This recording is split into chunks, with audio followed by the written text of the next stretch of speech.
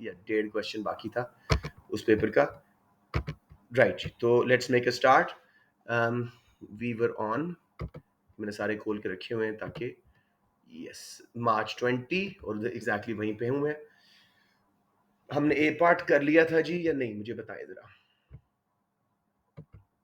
3A हमने किया था, street lights and toll road bridge, had we done it? बच्चों याद आ रहा है कि नहीं? गवर्नमेंट रेजेस सर हमने टैक्सेस, 2 किया था शायद। हमने 2 कैंड किया था यस सर। यार, मुझे लगता है। अच्छा, 2 का ए किया था, फिर यस सर। बी तो मुझे लगता है हमने बिल्कुल नहीं किया, ये फूड शॉर्टेजेस वाला। यस सर, बी भी नहीं किया हुआ। 3 का ए देखो जरा प्लीज, मैं बच्चे को एंटर कर रहा हूँ, 1 मिनट। सर 3 का ही तो किया हुआ है। 3 का ए किया है ना, वही मैं कह रहा हूँ। ठीक है, सबको क्लियर है? पिछली वीडियो में है, जिन्होंने नहीं किया था कल क्लास 10 वीडियो देख लीजिएगा। Let's go to 3B। और क्योंकि 2B is a very odd question, कभी कभी ऐसा क्वेश्चन आता है तो will do it at the end. इसका मतलब है कि आज अगला पेपर शायद ना हो सके, हमारा काफी काम रहता है। अच्छा जी, ये बड़ा अच्छा क्वेश्चन है। Discuss the view that direct taxes are the fairest and most effective way for government to raise revenue. आप लोग मुझे बताओ, जुबानी डिस्कशन में समझ आता है तो कर लें, वरना मैं आपको कंप्लीट आंसर भी लिखवा के दे सकता हूँ, because it's an important question. Direct indirect taxes के ऊपर काफी सारा हमारा डिस्कशन हो जाता है। बताइए मुझे। प्रोग्रेसिव होते हैं। नहीं, ये नहीं पूछ रहा, मुझे बताएं लिख के करवाऊं या जुबानी डिस्कशन कर लूं, आप लोगों को समझ आ जाएगा। ओह, डिस्कशन कर लो सर। Okay, जुबानी डिस्कशन। let's do discussion. किया Look मैंने at the मैंने। mark scheme, and if still some kids feel कि जी इसमें full clarity नहीं है, तो because such an important topic, I would like to do it again in detail. Right. So discuss the view that direct taxes are the fairest and most effective way for government to raise revenue. बेटे जब भी word most आए, मैं कई बार बता चुका हूँ, best most इसका मतलब है कि एक और पॉलिसी से कंपेयर करना है, तो दूसरी ऑटोमेटिकली इनडायरेक्ट टैक्सेस हो गए। तो 4 marks for direct taxes in terms of their fairness and effectiveness, यानी स्मिथ के कैनन्स पे वो जो हमने किए हुए हैं ना, equality, fairness, ease of payment, ease of recovery. Fatima Abid, I don't know this kid, मैं ख्याल में इसको ना एंटर करने दिया जाए। Anybody knows Fatima Abid?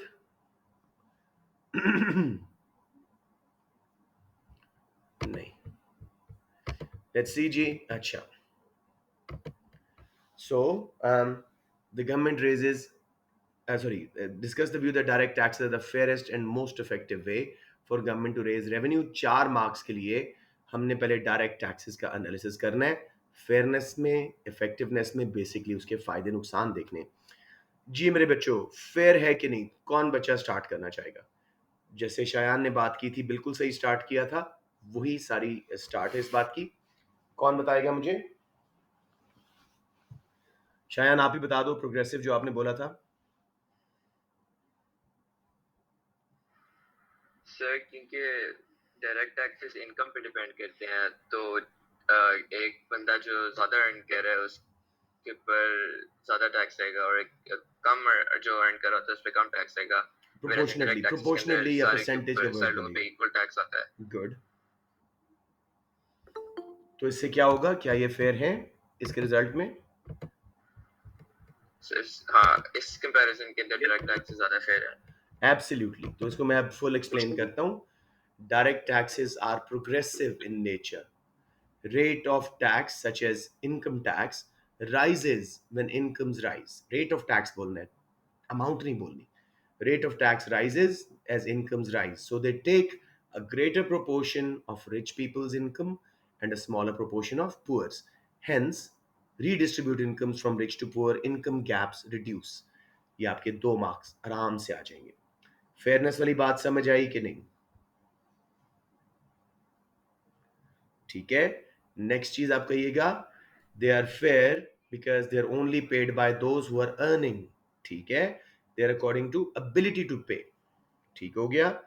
फिर थोड़ा सा एक फायदा वैसे ही कर लेते हैं, they reduce demand pull inflation which again reduces income gaps and cause fairness. सबको ये तीनों पॉइंट समझ आ गए? किसी को ना आए हो तो मैं एक बार फिर रिपीट कर दूं।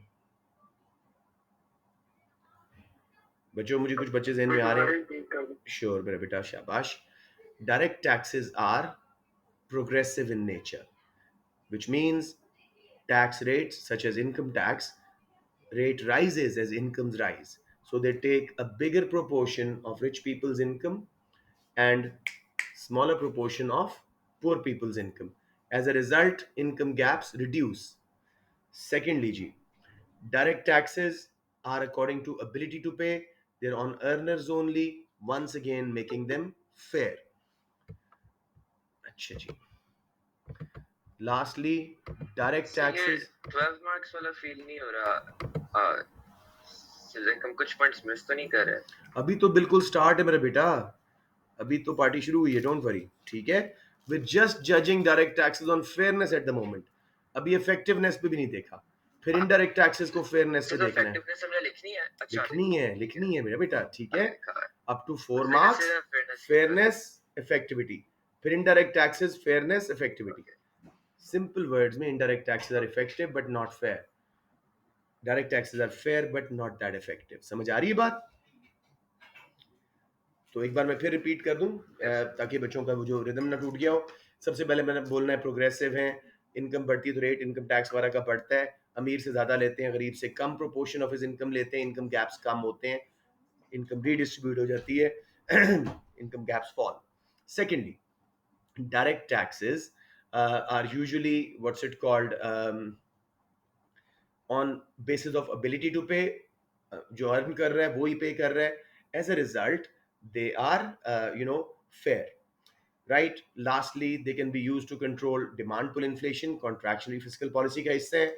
As a result, when inflation rate reduces, again income gaps reduce. आपने पढ़ा था इन्फ्लेशन में अमीर और गरीब में इनकम गैप बढ़ जाता है, बिकॉज एसेट्स वाले अमीर होते जाते हैं और जिनकी फिक्स्ड इनकम है वो रियल इनकम गिरती जाती है। ये हो गया जी फेयरनेस। अब हम करते हैं इफेक्टिव है कि नहीं। However, revenue from direct taxes is uncertain because of massive या mass evasion of taxes. Avoid करते हैं लोग टैक्स पे करना, बिजनेसेस प्रॉफिट डिक्लेयर नहीं करते, लोग अपने एसेट्स वेल्थ डिक्लेयर नहीं करते। सो डायरेक्ट टैक्सेस से जो रेवेन्यू है वो अनसर्टन है, अनसर्टन होने की वजह से इफेक्टिव नहीं है। फिर इसकी collection is expensive. In case of defaulters government को छापे वगैरह मारने पड़ते हैं, मेरे सारे नोट्स में सब लिखा हुआ है। सो कॉस्ट ऑफ कलेक्शन बहुत होती है, तो they not easy to recover, they're expensive to collect. तो स्मिथ के कैनन्स के मुताबिक ये इफेक्टिव नहीं है, अलबत्ता फेयर जरूर है। ये 4 मार्क्स आपके यहाँ पे हो गए। किसी बच्चे को कोई मसला आ रहा हो? एक्सीलेंट। अब इनडायरेक्ट टैक्सेस की बात करते हैं। Indirect taxes are regressive in nature, although the rate is flat on rich and poor, but they fall heavily and burden poor more as they take bigger proportion of poor's income and a smaller proportion of rich's income. आपको example देता होता हूँ कि आटे की एक बोरी गरीब आदमी खरीदे, उसकी 800 रुपए टैक्स है, पूरी दिहाड़ी गई, अमीर आदमी को 800 रुपए फील ही नहीं हो रहा। सो हैं तो वैसे इस फ्लैट रेट पे, लेकिन इनका इफेक्ट regressive है। They take a greater amount proportion wise from poor's income and a smaller amount from rich's income. Amount same ले रहे हैं लेकिन proportion का फर्क है। Hence they are not fair. They increase income gaps, redistribute income from poor to rich. ठीक हो गया? On the other hand, they are very uh, ये directly cost push inflation cause करते हैं। जैसे इनडायरेक्ट टैक्स लगता है, एग्रीगेट सप्लाई कर्व लेफ्ट पे शिफ्ट होता है, कॉस्ट पुश इन्फ्लेशन आती है। इसकी वजह से इन्फ्लेशन आने से इनकम गैप्स फिर बढ़ना शुरू हो जाते हैं। Effectiveness, they are cheap to collect, they are easy to collect, their revenue is certain, government can plan for the future. इसकी वजह से they are very effective since they do not cause disincentive to work either. Income tax लगे, मुझे तकलीफ होगी अपनी salary में से इनकम टैक्स देखने को, काम करने का इंसेंटिव कम होगा इनडायरेक्ट टैक्सेस से। Sorry, come again, I don't understand what you saying. Wider tax base. Wider base वो भी आप कर सकते हो, उसमें आप कर सकते हो कि ज्यादा फेयर है इस लिहाज से, इजी टू कलेक्ट है, इफेक्टिव है। वो नैरो बेस है, मतलब इसकी कोई इंतहा नहीं है क्वेश्चन की। अब हम करते हैं जी evaluation. To sum up, to evaluate, direct taxes are fair in nature because of their progressive effectiveness but are ineffective because of evasion of taxes. Indirect taxes are effective because they're cheap, easy, and certain in terms of revenue to collect. However, fairness gets compromised because they increase income gaps. ठीक है? अब to conclude, direct taxes are fair, indirect taxes are effective. किसी बच्चे को अब 12 mark की feel आ गई Shayan? Yes, sir. Okay ji. Anyone ji, any questions on this? No, sir. Okay, okay. Right, let's move on to question number 4. बहुत आसान question है और ये आप लोगों ने 8 मार्क का आंसर करना है. I want some unexpected kids to answer today. बाकी ये तो बोलते रहते हैं जो कम चंद बच्चे हैं माशाल्लाह, लेकिन मैं चाहता हूँ कुछ और बच्चे आज आंसर करें. Let's start with explain using aggregate demand and aggregate supply diagrams. Distinction between cost push inflation and demand pull inflation, and explain one cause of each. ये आपके नोट्स में भी वेरी सिमिलर क्वेश्चन मौजूद है. Causes of inflation पे simple, और वो aggregate demand aggregate supply diagrams के थ्रू ही बनते हैं. तो यहाँ पे मुझे बताइएगा, लेट्स से महिरा आबिद, किन किन चीज़ों को आप डिफाइन करेंगे? Don't give me a list, आपको जिनका लगता है मार्क्स हैं वो बताइएगा.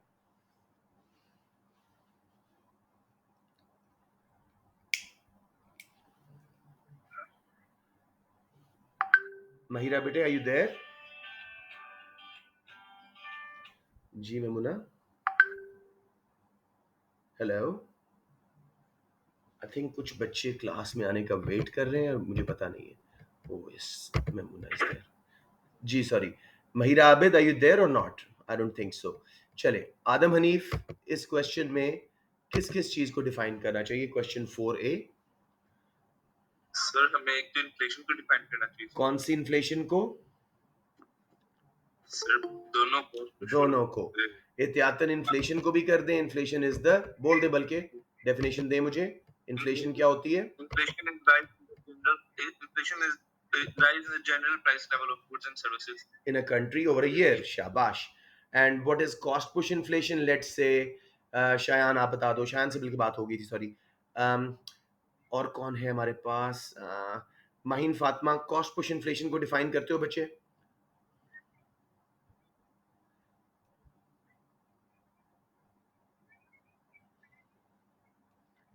जब आपका फॉल होता है इन एग्रीगेट सप्लाई. क्यों, वजह क्या? कॉस्ट पुश पूरी डिफाइन करो. This is due to rise in, शाबाश, cost of inputs which raises cost of production. Aggregate supply falls and cost push inflation happens. शाबाश. डिमांड पुल इन्फ्लेशन, चौधरी अदन, define कर सकते हो? बताइए. डिमांड पुल इन्फ्लेशन क्या? या occurs when there is more demand of a product. One product पूरे country में बेटे बेटे. When aggregate demand rises, aggregate demand rises due to injection in one or more components, C plus I plus G plus X minus M, and aggregate supply cannot rise. ये अदन आनी चाहिए अब आपको डेफिनेशन. ठीक है, हाँ, माइक्स बंद कर दो. Demand pull inflation is caused by injection or rise in aggregate demand due to injection in one of its components or more than one component, C plus I plus G plus X minus M, and aggregate supply cannot rise because we're on full employment. Demand pull inflation occurs. अब वो कहता है जी, demand supply diagram, aggregate demand aggregate supply diagram बनाओ और एक एक cause दोनों का बता दो. मैंने इसमें नोट्स में करवाया हुआ अपने, खैर मैं बता देता हूँ आप लोगों से पूछ के. Rameen, can you tell me one strong cause of cost push inflation जिस पे आप ग्राफ और फिर एक्सप्लेनेशन से 3 मार्क्स ले सको? Sir, rise in prices of imported raw materials. कैसे होगा ये? आप एक्सचेंज रेट कर लो, इससे बहुत अच्छी तरह एक्सप्लेन हो जाता है. एक्सचेंज रेट क्या हो कि इंपोर्टेड रॉ मटेरियल्स महंगे हो जाए? सर हमारा एक्सचेंज रेट डेप्रिशिएट होगा तो इंपोर्टेड रॉ मटेरियल्स एक्सपेंसिव लगेंगे. बोलते जाओ. जिसकी वजह से कॉस्ट ऑफ प्रोडक्शन इंक्रीज करती है. That causes cost push inflation. As aggregate supply shifts to the left, graph बना के प्राइस लेवल y एक्सिस पे, रियल जीडीपी x एक्सिस पे, AD AS लगा के शॉर्ट रन वाले, एएस को लेफ्ट पे शिफ्ट करो, ऑटोमेटिकली प्राइस लेवल बढ़ेगा और जीडीपी गिरेगा। वेल डन माहिन, शाबाश। रामीन, सॉरी आपका नाम उससे आते हो ना, माहम के नाम से। Anyways let's go on. राया आप बता दो मेरा बेटा, डिमांड पुल इन्फ्लेशन का कोई एक इंजेक्शन, सी प्लस आई प्लस जी प्लस एक्स माइनस में कोई एक बताओ जिसको आप ग्राफ के साथ 3 मार्क्स ले सको।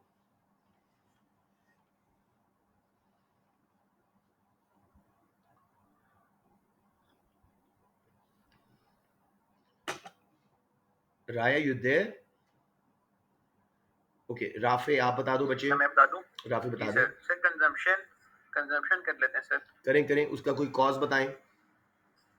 सर कंजम्पशन, लोगों की इनकम्स बढ़ी हैं, लोगों ने ज्यादा कंज्यूम किया, जिसकी वजह से डिमांड का जो है वो राइट पे शिफ्ट हुआ है और एग्रीगेट सप्लाई नहीं शिफ्ट हो सका। ठीक है, ठीक है, आपने अच्छा आंसर कर दिया, लेकिन तो इस वजह से demand pull I would inflation like आ गई। समथिंग जिसमें हम इनकम्स के अलावा, जिसमें हम 2-3 बातें कर सकें।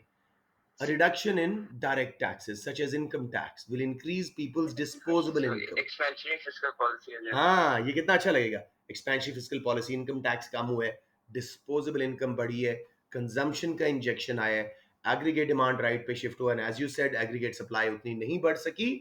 एज अ रिजल्ट शॉर्टेज होने से प्राइस लेवल ऊपर जाएगा, डिमांड पुल इन्फ्लेशन। ऑल 8 आसान, 8 मार्क का क्वेश्चन है। किसी बच्चे को क्वेश्चन में भी यहां प्रॉब्लम आ रही हो?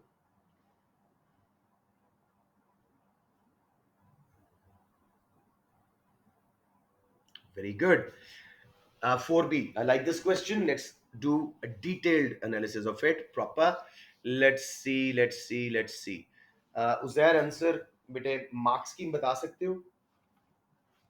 Discuss whether monetary policy measures are always effective in correcting a high rate of inflation. Just the mark scheme for now.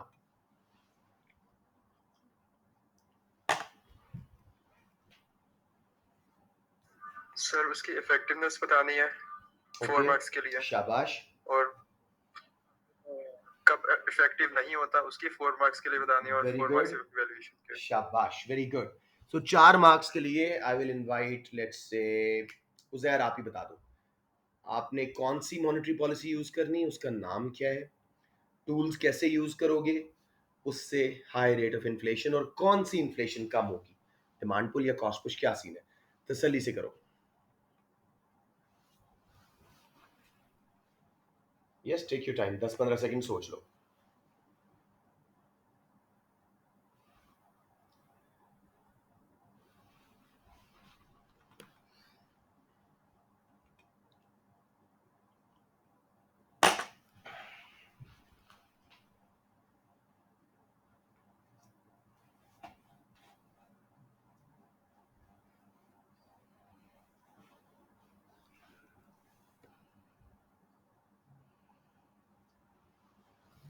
Uzair, are you ready?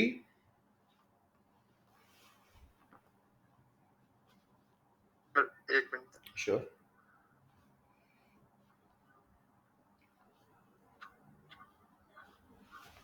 Sir. Interest We will use which monetary Interest policy? rate. Expansionary, contractionary, deflationary, reflationary, नाम तो लो ना।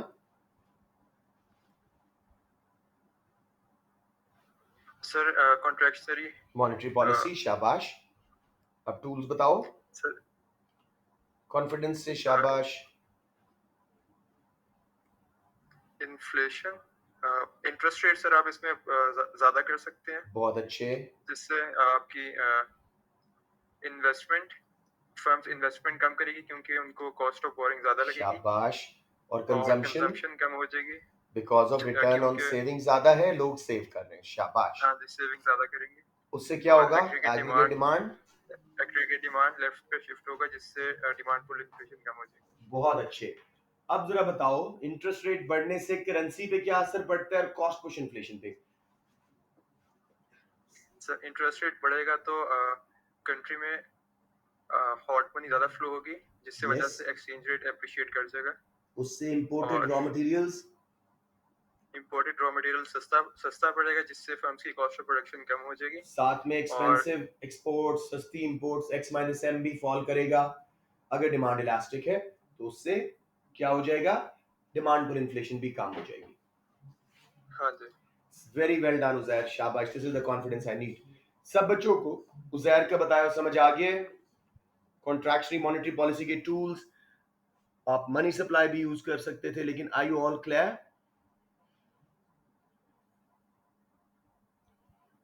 Okay, very good. अब limitations जी। Sketch सिर्फ बता दें। Sorry, दोबारा बता दूं? स्केच सिर्फ बता दें। स्केच चाहिए मेरे बेटा? मतलब मार्क्स हाँ, चाहिए। आपको मेरी आवाज सही आ रही है? I am standing actually right now, can you hear me all right? बता रही है। ओके, मुझे पड़ गया क्रैम्प बैठे बैठे, सो आई जस्ट स्टूड अप। अच्छा, इंटरेस्ट रेट हम बात करेंगे। गवर्नमेंट कैन यूज डिफ्लेशनरी या contractionary monetary policy.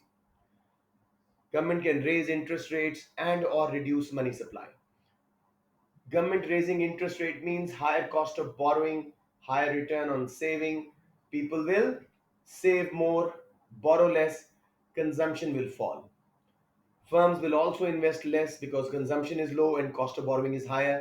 Second component of aggregate demand, I, will also fall, causing a fall in aggregate demand shift to the left, and demand pull inflation will reduce. Secondly, G, rise in interest rate Cheyenne will attract hot money inflows into domestic banks to enjoy higher returns of saving. As a result, currency की demand बढ़ेगी, appreciate होगी currency, imported raw material सस्ते लगेंगे और उसकी वजह से cost of production कम, एग्रीगेट सप्लाई ज्यादा, कॉस्ट पुश इन्फ्लेशन कम, साथ में एक्सपोर्ट्स महंगी, इंपोर्ट सस्ती। अगर डिमांड इलास्टिक थी, एक्स माइनस एम गिरेगा और as a result demand pull inflation भी कम। 4 मार्क्स स्कोर्ड। Everyone clear? अब जी लिमिटेशंस क्या है मॉनेटरी पॉलिसी की? Let's see who is sharp enough. Mohammad Ali from Crescent. Time lag. Time lag, शाबाश, बोले। Consumer confidence. जी बोले बोले साथ, शाबाश। कॉन्फिडेंस बोले, एक्सप्लेन करें, शाबाश।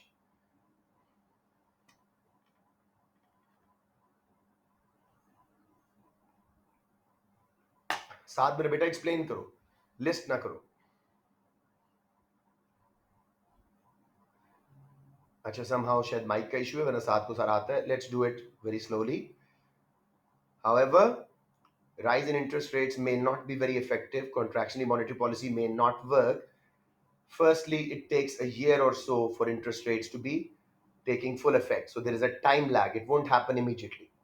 Secondly, interest rate बढ़ने के बावजूद, if people have and firms have good future confidence, उनको लगता है हमारी incomes बढ़ रही हैं, ग्रोथ आ रही है, तो firms will keep investing even with higher interest rate. लोग भी लोन ले लेके स्पेंड करते रहेंगे, कॉन्ट्रैक्शनरी इफेक्ट नहीं आएगा, इन्फ्लेशन कम नहीं होगी। अब कोई और ऑफसेटिंग फैक्टर सोचते हैं, ठीक है, कि क्यों इन्फ्लेशन कम नहीं होगी।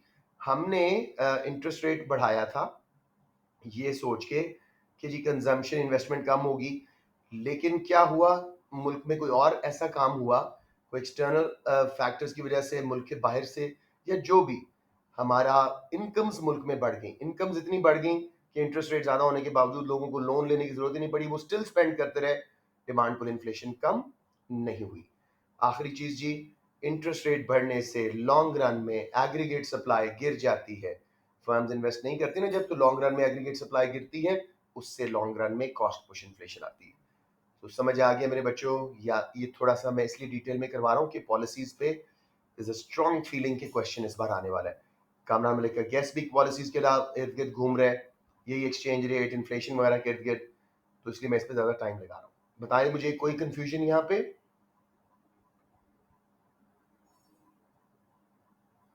इवैल्यूएशन करते हैं जी। As discussed above, contractionary fiscal monetary policy is likely to correct inflation as it reduces pressure from both demand pull and cost push factors.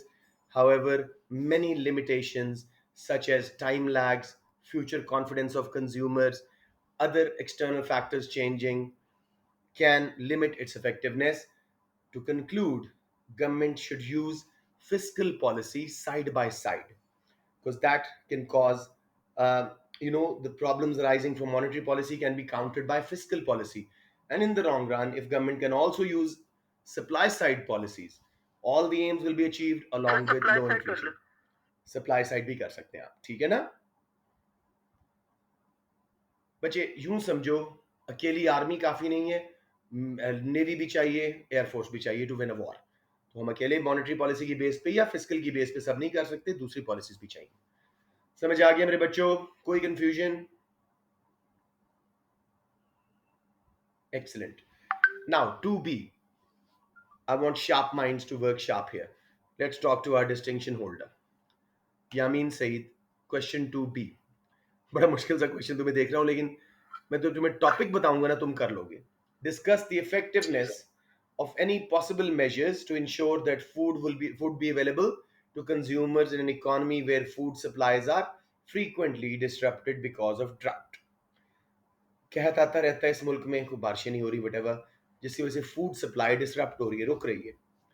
तो आप कोई पॉलिसी मेजर्स बताओ, ठीक है, कोई पॉलिसी मेजर्स जी, बताओ जिससे हम ये, आपको थोड़ा सा हिंट दे दूं, शॉर्ट रन सोचें पहले, डिमांड साइड भी सोच सकते हैं और सप्लाई साइड भी सोच सकते सर एक तो फ्री ट्रेड का वगैरह तो हैं। Let one kid talk, let Yameen talk. ऐसे सब्सिडीज वगैरह तो हो सकती है ना पहले तो। सब्सिडीज लॉन्ग रन है, बता ठीक दो। है, और उससे क्या होगा? सब्सिडीज किसको दोगे? तसल्ली से बताओ, एक्सप्लेन करो। सर प्रोड्यूसर्स को, कौन से प्रोड्यूसर्स? प्रोड्यूसर्स को सब्सिडी मिलेगी। फार्मर्स जो फूड ग्रोअर्स हैं, फार्मर्स को। क्रॉप्स, जो फूड क्रॉप्स ग्रो करते हैं, उससे जी उनकी कॉस्ट ऑफ प्रोडक्शन कम, वो मजीद ट्रैक्टर्स, इंप्लीमेंट्स वगैरह लेके लॉन्ग रन में सप्लाई ऑफ फूड बढ़ा देंगे। ये जो शॉर्टेजेस आ रही हैं वो खत्म हो जी। जाएंगी, लेकिन it's a long run measure. और बताएं, कॉस्ट भी है, अपॉर्चुनिटी कॉस्ट भी है। सर मेरे ख्याल में वो मिनिमम या मैक्सिमम प्राइस में से एक यहाँ पे होनी है। लगा सकते हो। Why don't you use buffer stock scheme? Government के पास, जी, बताएं बताएं, शाबाश। बफर, अपने बफर स्टॉक्स रिलीज कर दे। बफर स्टॉक को थोड़ा बताइएगा। The emergency storage of food crops that government may जी have in their buffer stock, they can release them to immediately reduce the shortage of food. However, buffer stocks sometimes are very low. Government may not have enough stock. Plus, there's chances of wastage over time by storage of food crops.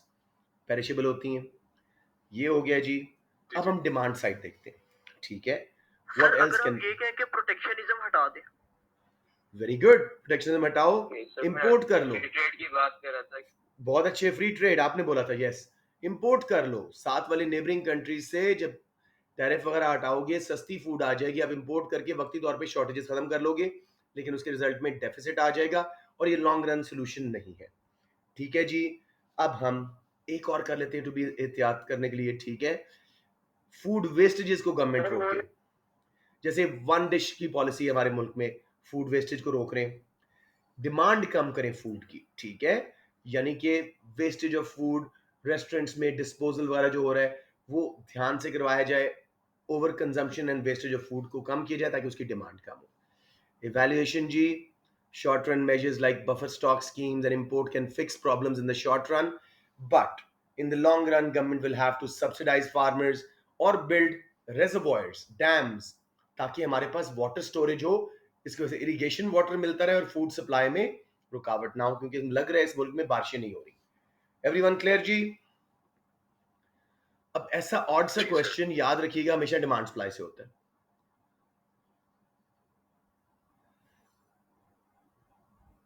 सब बच्चों को total clarity है?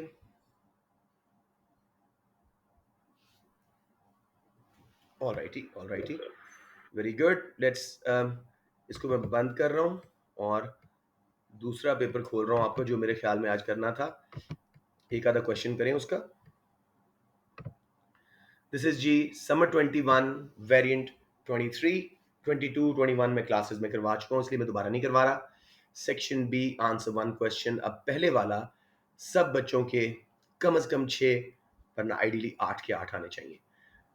ये हमने किया तो नहीं हुआ मेरे बेटो? नहीं नहीं, हमने मतलब सेक्शन ए करते हुए डिस्कस किया था थोड़ा सा। Market research has estimated that cross elasticity of demand for hotels in Barbados with respect to price of flights to Barbados is minus 2.5. सोचना शुरू कर दो, माइनस साइन है, कौन सी गुड्स है?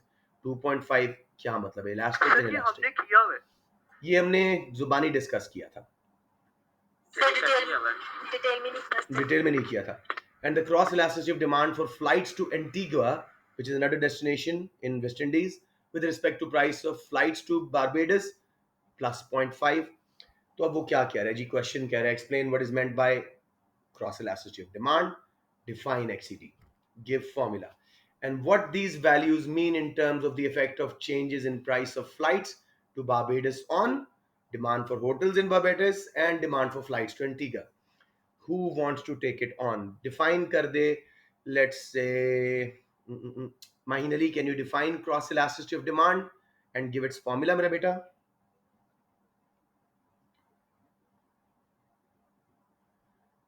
Mahin Ali, are you in the class? Mahin Fatma, is she there? Okay चले, मरियम जरार आपसे बिल्कुल बात में नहीं कर रहा, I know you're a bit quite, लेकिन कोशिश करो क्रॉस इलास्टिसिटी ऑफ डिमांड का सिंपल सा फॉर्मूला और डेफिनेशन दे दो.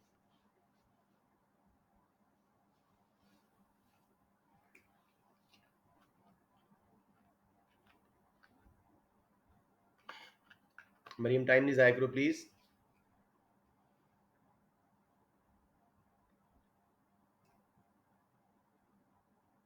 Are you there? Okay don't worry. Memuna Azhar बता दे बेटे क्रॉस इलास्टिसिटी ऑफ डिमांड का formula and definition.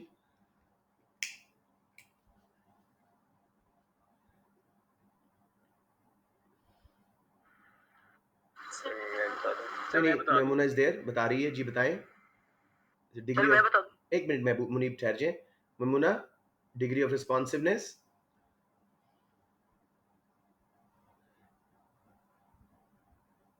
I don't think mic is working. जी ओपन ओपन फोरम कोई बता दे. मैं बता दूं. बता दे राफे. इसे मैं बता दूं. बता दे Sir, बता दे. XCD is degree of responsiveness of percentage change in quantity demanded of good day over percentage change in price of good. of good B, sir. शाबाश, पूरा बताया करें. Good B. फॉर्मूला भी यही है, बता दे जी राफे सर, फॉर्मूला क्या है. जी सर. जी sir, percentage change in quantity demanded of good day over percentage change in price of good B. जिन्हें डेफिनेशन में मसला आ रहा हो प्लीज फॉर्मूला को इंग्लिश में लिख दिया करें, मार्क्स मिल जाते हैं. ठीक है, ऑल राइट जी. ये हो गया. अब demand for hotels in Barbados के साथ क्या रिलेशनशिप है price of flights to Barbados का. उसने क्या लिखा है ऊपर, the cross elasticity of demand for hotels in Barbados with respect to price of flights to Barbados is minus 2.5. 3 marks. पहले माइनस साइन को इंटरप्रेट करें. जी बताएं बताएं, जो बच्ची बताना चाह रही है. नेगेटिव रिलेशनशिप का क्या मतलब है? नेगेटिव. इसका क्या मतलब है? कॉम्प्लीमेंट्री गुड्स हैं. डिफाइन कर दो कॉम्प्लीमेंट्री गुड्स को और बताओ नेगेटिव रिलेशनशिप क्यों होता है. They are basically jointly demanded goods. Very good. जिनकी वजह से they cannot be used one like अच्छा, without they can each be, other. लेकिन they help each other's use. ठीक है, चलें यूं कर लें, they are jointly demanded, are used together. ठीक है. फॉर एग्जाम्पल ये जो flights to Barbados and hotels in Barbados. ठीक है. अच्छा आप मुझे बताओ इनका नेगेटिव रिलेशनशिप क्यों है.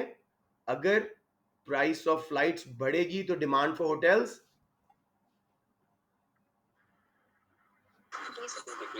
कम होएगी, because now travelling to Barbados is expensive, तो demand for hotels is falling because ये इकट्ठे यूज होते हैं. 2.5 का क्या मतलब है, इलास्टिक या इन इलास्टिक? एनीवन जी. इलास्टिक मींस मसलन smaller percentage change in price of flight will cause a larger percentage बोलना है, change in quantity demanded for hotels. Basically 1% change in price of flights will cause 2.5% change in demand for hotels in Barbados. Clear हो गया मेरे बच्चों? कोई confusion? अब दूसरा कर दें जी इसी तरह. लेट्स से बच्चे कईयों के मैं नाम लेता हूँ, वो आगे से रिस्पॉन्स नहीं कर रहे तो मुझे मुश्किल हो रही है. लेट्स सी बच्चे वो हैं भी बहुत कम इस वक्त. अदन मेरा बेटा ट्राई करते हो? अदन ट्राई करते हो सेकंड वाला part, demand for flights to Antigua, उसके साथ प्लस 0.5 रिलेशनशिप है flights to Barbados and flights to Antigua का. ये किस तरह की गुड है? प्लस साइन का क्या मतलब है? सर ये सब्स्टिट्यूट है। वेरी गुड, शाबाश, 1 मार्क आपने ले लिया। सब्स्टिट्यूट को डिफाइन कर दो और एक्सप्लेन करो रिलेशनशिप पॉजिटिव क्यों होता है। सर सब्स्टिट्यूट सर फिर Alternatives used in place of one another. yes sir substitute are alternatives and used in place of other Hmm. sir these are positive these relationship क्यों है? Sir positive relationship इसलिए है क्योंकि sir अगर एक की price बढ़ेगी तो दूसरे की डिमांड होगी। Yes, if flights to Barbados become expensive, yeah, flights to Indica become expensive, more people will fly to Barbados as a substitute destination. महंगा हो रहा है travel करना. They will switch to cheaper substitute. Very good. Last G, 0.5 का क्या मतलब है? Elastic, inelastic. Inelastic means greater change in price of flights to Antigua will cause a smaller percentage change in Barbados flights. 1%, let's say, rise in Antigua's flight will cause only 0.5% fall in travel to Barbados. समझ आ गया मेरे बच्चों? इस तरह लिख के ना आप लोग पूरे 8 मार्क्स हैं. You want to see the mark scheme for full closure? सबको समझ आ गई बात? ये दिखा दूं जल्दी से? रहने देते हैं. Very good. अब होना चाहिए इस वक्त इतना कॉन्फिडेंस होना चाहिए कि कम से कम सेक्ट बी पार्ट ए तो देखने की जरूरत ही ना पड़े. B part ji, let us see now. This is a good question. I think I've done it before. Yeah, definitely. Growing pressures on budget and on the environment from increasing tourist numbers to Barbados. Interpret करो. Budget पे pressure पड़ रहा है government की, environment पे pressure पड़ रहा है, ठीक है, पोल्यूशन कंजेशन वगैरह, ज़्यादा टूरिस्ट आने से बारबेडस में. This led the government to announce a new indirect tax on incoming tourists in June 2018. Government ने एक indirect tax लगा दिया to reduce, the tourists coming into the country और पोल्यूशन कम करने के लिए. तो अब वो क्या कह रहे हैं? Discuss the likely effectiveness up to 4 marks. Effective क्यों होगा? New direct tax, indirect tax in raising tax revenue and reducing tourist number. 4 marks हम किस तरह लेंगे जी? कि नया इनडायरेक्ट टैक्स लगने से क्यों टूरिस्ट कम आएंगे और उसके रिजल्ट में रेवेन्यू गवर्नमेंट को कितना मिलेगा. कौन ट्राई करना चाह रहा है? 4 मार्क्स के लिए नया इनडायरेक्ट टैक्स, एक किस्म का टैरिफ लगाया गवर्नमेंट ने, उससे जो टूरिस्ट मुल्क में आ रहे हैं उनके नंबर रिड्यूस होने पे और गवर्नमेंट को जो रेवेन्यू मिलना है उस पर क्या इफेक्ट पड़ने वाला है. Who would want to make it try here? Mohammad bin Shafiq, would you want to?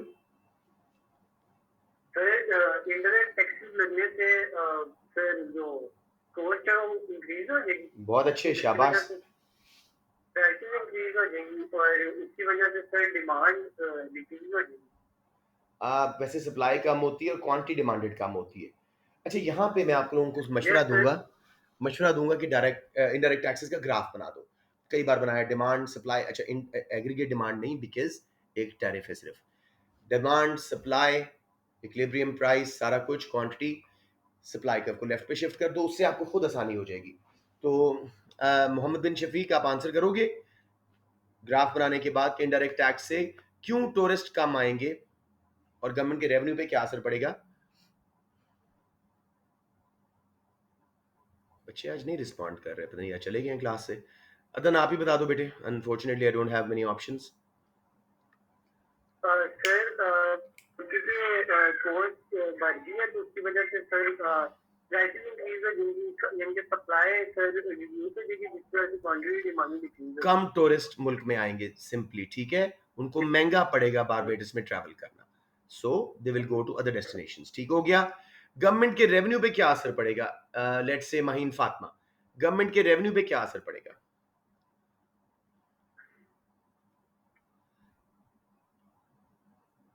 Sir वो इंक्रीज कर जाएगा ऑफ कोर्स. इनडायरेक्ट टैक्स लगा है. सर मैं ट्राई करूं. अब ठहर जाए, दूसरा वाला पार्ट आप ट्राई करेंगे. 4 मार्क्स के लिए ये इफेक्टिव क्यों नहीं होंगी? पहला पॉइंट जो मुनीब के माइंड में, पीईडी, बताएं मुनीब. सर पीडी का तो बताएं. तो सर वैसे तो ये सर पीढ़ी अगर तो ये इलास्टिक होगी तो सर लोग ज्यादा स्विच कर जाएंगे, तो सर गवर्नमेंट इतना ज्यादा टैक्स रेवेन्यू इकट्ठा नहीं कर पाएगी। Very good. अब आपने क्या कहा? और सर टूरिस्ट, सुनो यहाँ पे इसको एनालाइज फर्दर करो। Elastic demand for holiday to Barbados will result in greater number of reduction in tourist visitors. But government tax revenue will not increase by much because many people will switch away. ठीक है? और अगर inelastic demand है तो फिर क्या होगा?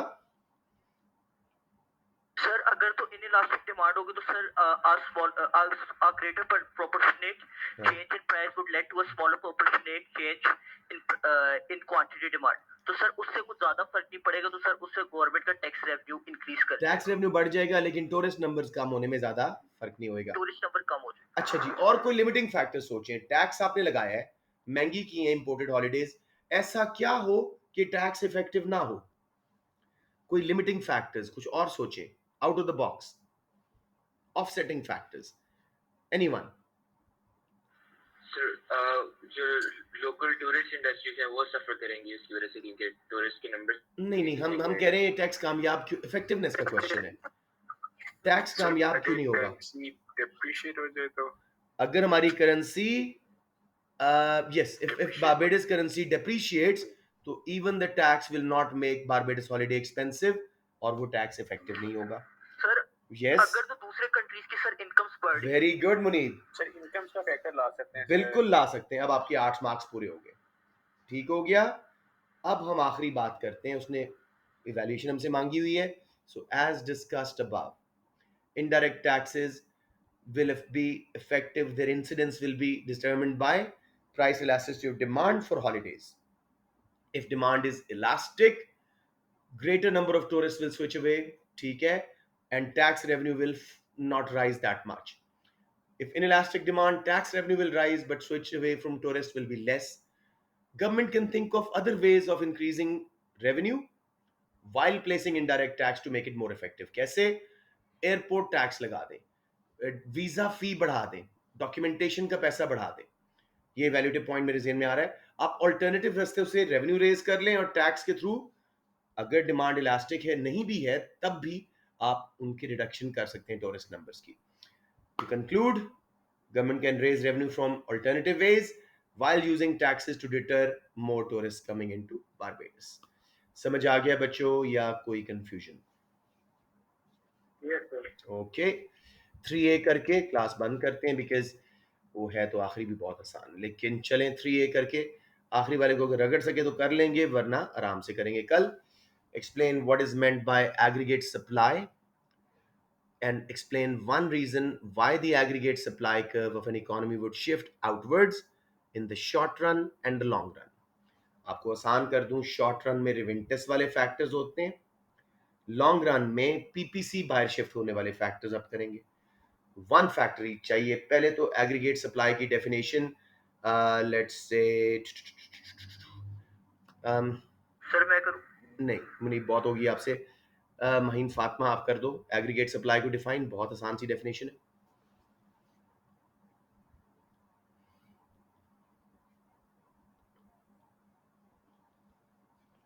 महीन फातिमा युद्ध है, अगर नहीं था तो बता दो बेटे, कोई बात नहीं, माइंड से स्लिप हो जाता है। वैसे वर्ड ही बता रहा है aggregate supply. Memuna Azhar, can you define it? Sir क्या डिफाइन करना है? आपकी आवाज कट हो गई थी बीच में। आप खुद देखो क्वेश्चन में कौन सी चीजें डिफाइन होने वाली। Aggregate supply. करें करें। Sir, aggregate supply is the whole supply of the economy. Supply के वर्ड दिया कुछ और कर सकती हो। Aggregate supply is the total output produced in a Output country an economy produces. over a year. Time period देना जरूरी है, ठीक है। So it's a total output in a country over a year. अब बेटे शॉर्ट रन लॉन्ग रन है, good and services, of goods and services even better. Short run long run को हमने डिफरेंशिएट करना है, लेकिन ये शॉर्ट रन लॉन्ग रन वो नहीं है जो फैक्टर्स प्रोडक्शन वाला है, माइक्रो वाला, ये मैक्रो का है। तो याद दिला दूं आप लोगों को, short run is a period when factors of production's prices are still changing and have not fully adjusted yet. Long run is a period when factors of production prices have fully adjusted. Short run factors of production की prices, wages वगैरह, interest rate वगैरह change हो रहे हैं, adjust नहीं हुए. Long run सारे adjust हो गए. एक मार्क आपको यहाँ मिल जाएगा, एक मार्क एग्रीगेट सप्लाई की डेफिनेशन का. अब जी रिवेंटस का कोई फैक्टर उठाए कोई बच्चा, और क्यों एग्रीगेट सप्लाई बढ़ेगी एक कंट्री में, 3 मार्क्स के लिए आपने डिफाइन करना है, एक्सप्लेन करना है. सॉरी, सर मैं बता दूं सर. बता दे मेरे बेटा. सर इवेंट्स में से एक हम वेजेस का फैक्टर ले लेते हैं. अगर वेजेस कम होती हैं तो उसकी कॉस्ट ऑफ प्रोडक्शन जो है फर्म्स की वो कम होगी, जिसकी वजह से वो सप्लाई ज़्यादा कर सकेंगी, इसकी वजह से सप्लाई एग्रीगेट सप्लाई जो है वो बढ़ जाएगी. Very good. वेजेस, आप थोड़ा सा इसको मिक्स कर दो. Cost of wages and other inputs such as raw materials etcetera falls, firms will experience a fall in cost of production. They will be incentivized to increase aggregate supply. Aggregate supply curve will shift to the right. As a result, in short run aggregate supply will rise. Long run में जी PPC shifting factors.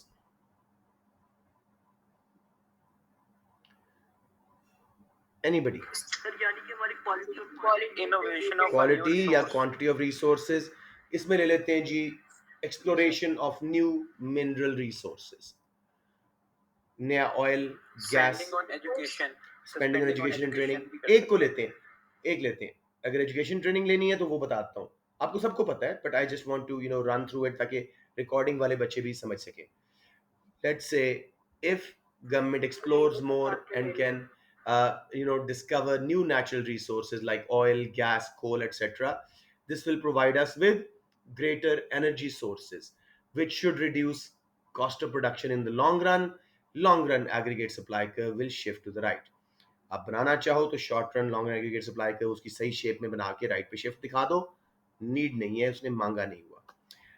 8 minute हैं. I think we can do part B. जल्दी से करते हैं, खत्म करते हैं क्लास. जी जी जी. आ जाएंगे. ये 8 का है बेटे. सर ये बहुत कम ही हो गया 12 के लिए. 8 का है. ये 12 मार्क्स के लिए बहुत कम. मुनीब 8 का है, 8 का है. हौसला हौसला. ओके ओके ठीक है, 3 मार्क्स थे. जी जी जी साद. सर मुझे कहीं जाना है. जाएं जाएं बेटे, जाएं जाएं. ठीक है. Discuss whether an increase in aggregate demand would be of overall benefit for an economy. Why don't we give it for tomorrow? Because हमारे पास टाइम है, हमारे बड़े अच्छे पेपर्स चल रहे हैं. I don't want to rush it in 5 minutes और फायदा ना हो. ठीक है, तो इसको यहीं पे रोकते हैं. I just post the recording later and